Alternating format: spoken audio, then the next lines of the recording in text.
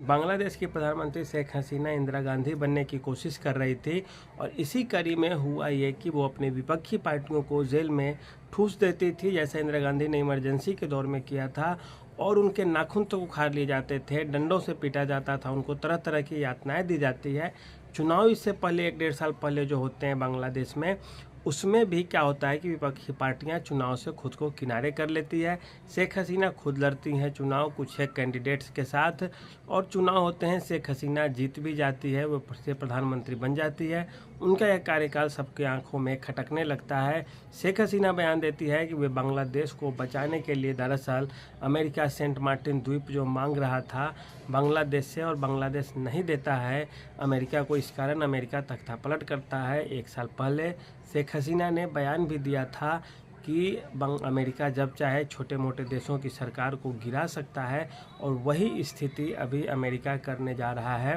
कहाँ तो बांग्लादेश के साथ, और बात होती भी है। बांग्लादेश सीधे सीधे तख्तापलट होता है और शेख हसीना को देश छोड़ के भारत भागना पड़ता है। अब बात यहीं रुकती तो काम चलता है, लेकिन इसके बाद भी बात है कि शेख हसीना अभी जिद्दी स्वभाव की हो गई थी आरक्षण को लेकर। वहाँ पे जो हिंसा भड़की, वहाँ के हाई कोर्ट ने फिर से उस पुरानी स्थिति को बहाल करने की कोशिश की आरक्षण को लेकर के, और फिर उसका जो खामियाजा है वो सरकार को भुगतना पड़ा। जब सुप्रीम कोर्ट रद्द भी कर दी उस आरक्षण व्यवस्था को, फिर भी प्रदर्शनकारी नहीं मान रहे थे।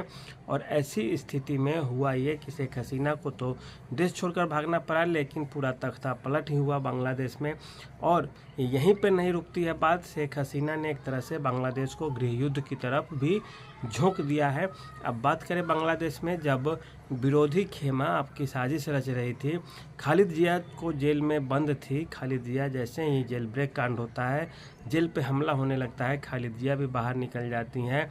सुप्रीम कोर्ट के जो जज हैं उनका इस्तीफ़ा तक ले लिया जाता है और नए जज बन जाता है। इसका मतलब है कि पूरा व्यवस्था का आमूल चूल जो परिवर्तन होता है वो होता है। और इसके लिए स्थितियाँ क्यों बनी? स्थितियाँ इसलिए बन गई कि जो शेख हसीना थी वो समय को नहीं भाप सकी, वो समय को नहीं पकड़ पाई, और कारण उसका ये हुआ कि शेख हसीना ने बांग्लादेश को एक तरह से ऐसी स्थिति में छोड़ दिया है जहाँ पे 3 गुट बन गए हैं। एक शेख हसीना का समर्थक गुट भी होगा ही होगा, दूसरा गुट वो गुट है जो अभी खालिद जिया जो वहाँ की विपक्षी पार्टी की नेता है, वो खैर बूढ़ी हो चुकी हैं अब, लेकिन फिर भी उनके समर्थक हैं। और तीसरे जो सैन्य तख्तापलट को जायज़ मानते हैं, पाकिस्तान के इशारे पे चलते हैं, वो भी गुट है। अब दिक्कत ये है कि बांग्लादेश में सबसे बुरी स्थिति ये होने वाली है कि जो भीड़ अभी शेख हसीना को हटाने के लिए सड़क पे उतरी है, और जो अभी मोहम्मद यूनुस वहाँ के प्रधानमंत्री कार्यवाहक बने हैं, और सेना का सहयोग उन्हें मिलेगा ना मिलेगा वो तो बाद की बात है, लेकिन असल बात यह है कि अब जो शेख हसीना का गुट है वो क्या मोहम्मद यूनुस को इसी तरह सड़कों पे उतर के चुनौती नहीं देगा? ये एक बहुत बड़ा सवाल है, क्योंकि जिस तरह शेख हसीना के खिलाफ लाखों लोग सड़कों पे उतरे, उसी तरह उनके खिलाफ भी उतरकर मोहम्मद यूनुस को हटा देगा। और फिर से जो सुप्रीम कोर्ट के जज हैं उनको भी बोलेगा कि आप हटिए, फिर से नया कोई जज बनेगा।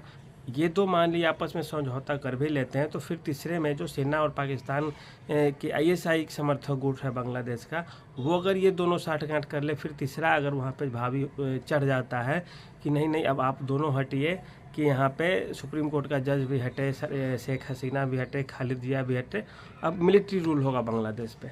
तो ऐसी स्थिति में अब क्या होगी? तो फिर अगर वो ऐसा करेगा तो फिर ये दोनों क्या मानेंगे? तो एक तरह से ये स्थिति ये हो गई है कि एक बार जब कोई चीज़ फूटता है तो वो 1-2 साल में नहीं जाने वाला रहेगा। हमेशा कोई भी सत्ता में रहेगा, मोहम्मद यूनुस रहे, शेख यूनुस रहे, उसको हमेशा हमेशा के लिए ये चीज़ ध्यान में रखना होगा कि हमारी सत्ता कभी भी जा सकती है, और इसमें कोई दो राय नहीं है कि कब हम ख़त्म हो जाए, कब रहे कब ना रहे।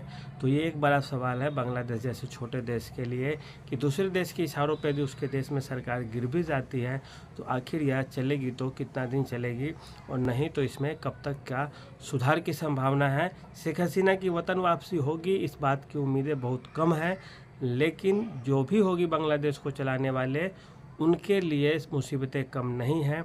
हिंदू वहाँ पे अल्पसंख्यक है, लेकिन यदि उन्हें बाहरी गुट से समर्थन मिल गया तो वे देश में हिंसा के लिए एक बहुत बड़ा कारण हो सकते हैं, और यदि उनको दबाया गया तो फिर वो भी आक्रामक मूड में आएंगे। तो फिर ऐसे में दिक्कत सरकार और राज्य के लिए होगा। 1 मरे या 2 मरे या दोनों तरफ से 4-4 मरे, या 2 मरे या दोनों तरफ से 4-4 मरे, बात नुकसान की है, नुकसान देश का ही होगा।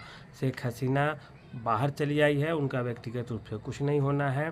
खालिद जिया बूढ़ी हो चुकी है, कुछ नहीं होना है, लेकिन वहाँ के जो युवा है, जो किसान है, जो मजदूर क्लास है, जो नौकरी पेशा वाले लोग हैं, उनको सबसे ज़्यादा नुकसान हो जाएगा।